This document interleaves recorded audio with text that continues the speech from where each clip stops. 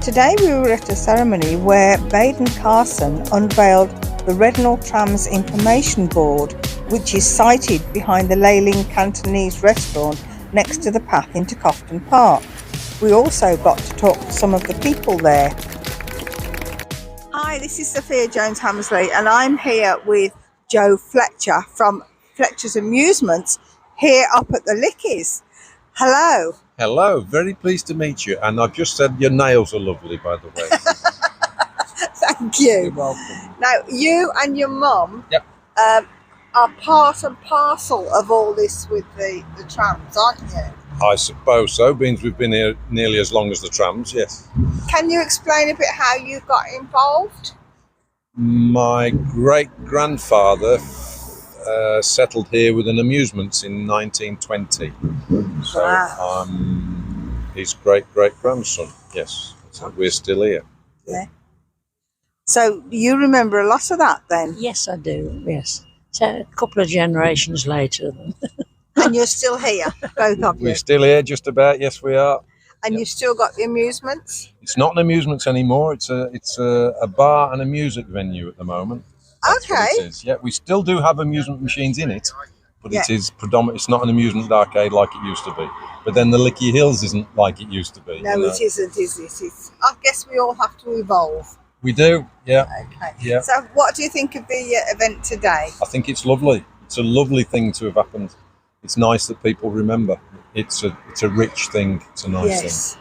Well, it's part of our history, isn't it? It is, yeah. It's good, and it to remind people of what went on and what the history that Rednal's got is a great thing. And it says Rednal. It doesn't say Cofton Hackett because they're trying. There's a thing about we get things addressed to us now, Cofton Hackett, and to me it's always been Rednal.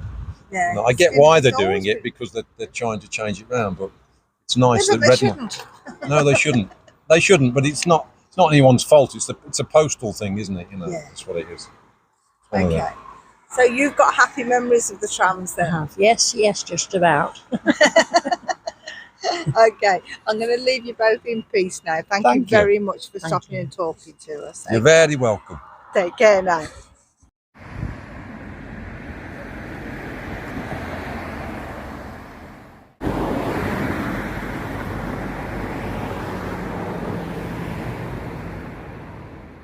Hi, and it's Sophia here again. I'm here with Baden Carson. Tell me a little bit, as we walk up these tram lines, how you got involved with this society. Well, 40 years ago, on the Licky Hills, there began developments that we felt, a group of people felt, ordinary people roundabout, felt threatened the character of the Licky Hills. Yeah. And we lived roundabout pretty well, all of us Brummies. Licky Hills was very dear and still is dear to us. To lots of people. Lots of people, yeah. And there was a talk of development and we opposed one or two. And then we realised that there needed to be a permanent society, the Licky Hills Society, that was ready for developments, wanted to work with the city, and effectively that's what we did. And over the years, I should say the Ranger Service started in the same year that we were formed. Oh, right. We work with the Ranger Service and still do. We raise funds, we assist them in litter picking and more strenuous conservation work, but we don't restrict ourselves just to the Licky Hills. We cover the area around about.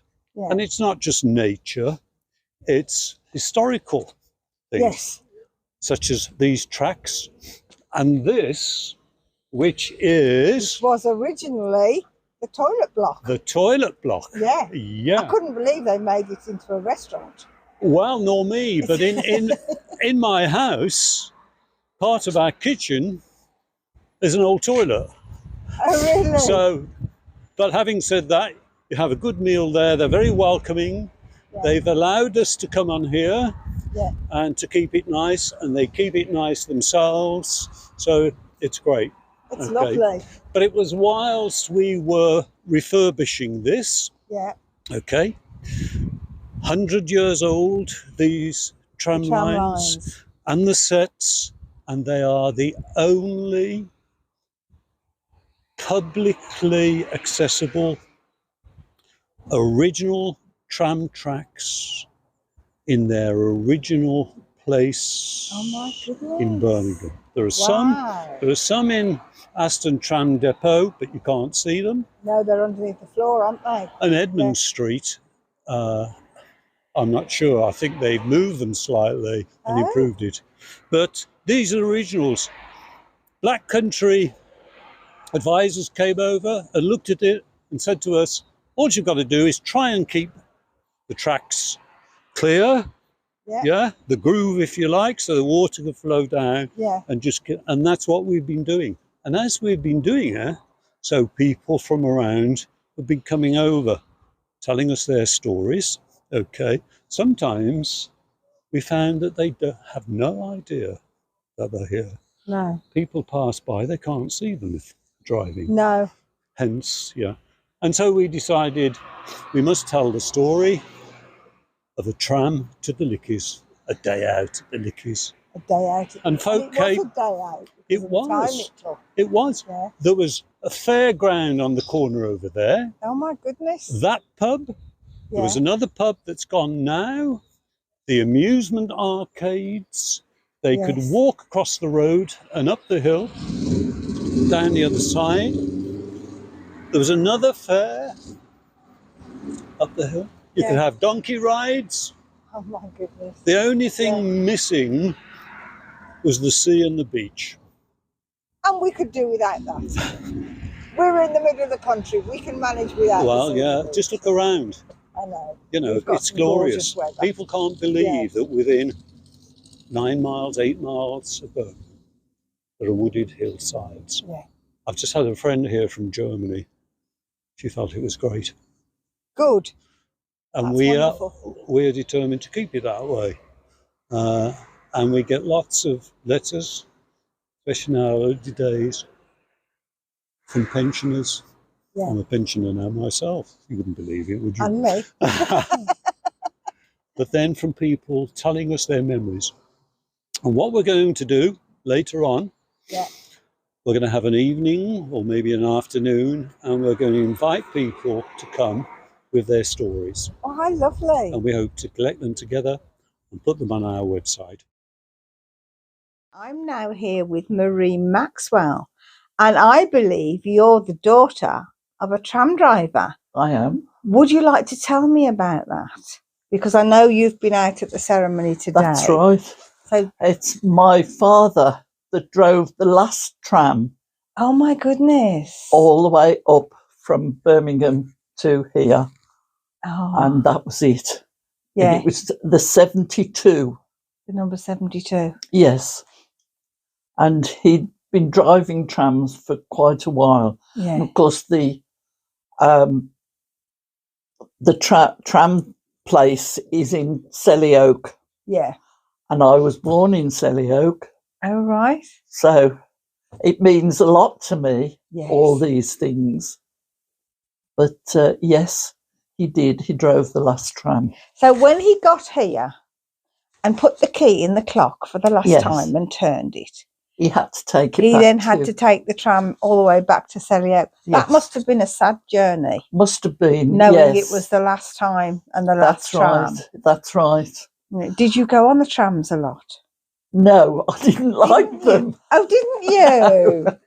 Some people I didn't found them like very them. noisy, didn't they? Yes, I didn't like them. I didn't like them at all. But they are better than the ones that are in town. Oh, okay. I mean, they're just like a train. Yes. I mean, I think the tram is a tram the way it is on the board, Yes. you know. Yeah, and on And the picture, yeah. That's on the picture. That is a tram. And that's it, yes. Yeah. So you grew up with trams, basically. Yes. Yes, not far from Selly Oak Hospital. So, yeah. you know, it was all around there. Yeah. But yes, yeah. Okay, so what did your dad do after the trams? Drove a bus. Oh, we went on to buses. Not for very long because it was No. time for him to retire. Okay.